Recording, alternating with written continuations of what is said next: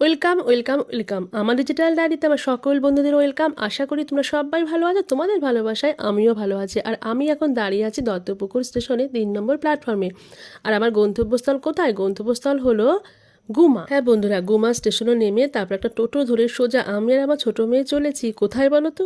আরে সবই জানতে পারে, তার জন্য দেখতে হবে, সাথে থাকতে হবে তো। আর হ্যাঁ, সত্যি কথা বলতে কি, যখন যাচ্ছিলাম কি যে ভালো লাগছিল। দেখো নতুন ধান সমস্ত রোপণ করা হয়েছে, কত বড় বড় মাঠ। আর এই দেখো পৌঁছে গেছি যেখানে, সেখানে সবাই তখন মুড়ি মাখা খাচ্ছিল। আসলে সকালের টিফিনটাই ছিল আমাদের মুড়ি মাখা, তার সঙ্গে সিঙ্গারা। কিন্তু দোকানদার সিঙ্গারা বানাতে পারেনি, তাই মুড়ি চানাচুর দিয়ে টিফিনটা সারা হলো। আর গিয়েই যেহেতু আমার অনেকটা দেরি হয়ে গেছে, সবার থেকে বেশ দেরিতেই পৌঁছে, তার জন্য আমাকে পানিশমেন্ট হলো, গিয়ে আমাকে খুন্তিটা হাতে নিতে হলো।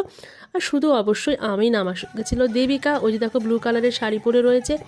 আর এদিকে দেখো আমরা এদিকে রান্নায় ব্যস্ত, আর ওদিকে ওনারা পরিস্থিতি আর পরিবেশটা এতটাই সুন্দর ছিল যে নিজেরা নিজেদের বয়স আর শরীরের অবস্থা সব ভুলে গেছি। হাঁটুর ব্যথা, কোমরের ব্যথা সবটা ভুলে গিয়ে একদম গানের সঙ্গে সঙ্গে তাল তুলিয়ে নিচে উঠেছিলাম।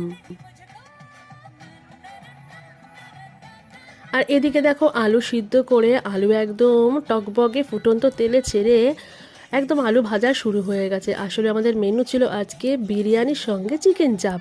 আর মাংসটাও একদম ধোয়া টোয়া হয়ে গেছে, যদিও যার বাড়িতে গিয়েছিলাম তিনি কিন্তু সমস্ত কাজটা সেরেই রেখে দিয়েছিল। আর দেখো নাচ করতে করতে আমার দিকে রান্নাও কিন্তু চলছে। আসলে কথাই বলে যে রাত এসে চুলো বাড়ে, তার জন্য আমাদের এই যে হলুদ রঙের শাড়ি পরা আমাদের সুপারভাইজার দিদি একেবারে তিনিও খুন্তি হাতে নেমে পড়লেন।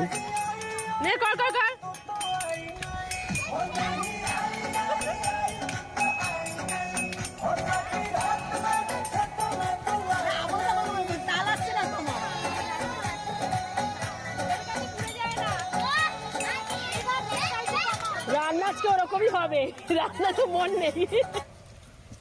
কী যে বলবো বন্ধুরা, আমি যখন ব্লগটা এডিট করছি তখন আমার প্রায় হাসি পেয়ে যাচ্ছিল। কারণ কী যে করেছি আমরা, একদম ছেলে মানুষই যাকে বলে। রান্না করতে করতে নাচ, নাচ করতে করতে আবার মাঠে গিয়ে সবজি তোলা, মানে একেবারে ছেলে মানুষই যাকে বলে। আর ওই যে যে সানগ্লাস পরা বললো না, তাল উঠছে না, আসলে উনি হলেন আমাদের হেলথ সেন্টারের আমাদের মেজদি, সবার খুব প্রিয় পাত্রী। যদিও কিন্তু খুব অসুস্থ, একটু নাচানাচি করলেই ভয় লাগে ওনার, আবার নাক দিয়ে কিন্তু রক্ত বেরিয়ে যায়। আসলে প্রচণ্ড হাই প্রেশারের মানুষ। আর এই যে দেখো পিঙ্ক কালারের প্যান্ট পরা, উনি হলেন আমাদের ফার্স্ট এএনএম দিদি। তো পিকনিকটা আজকে ওনার বাড়িতেই ছিল।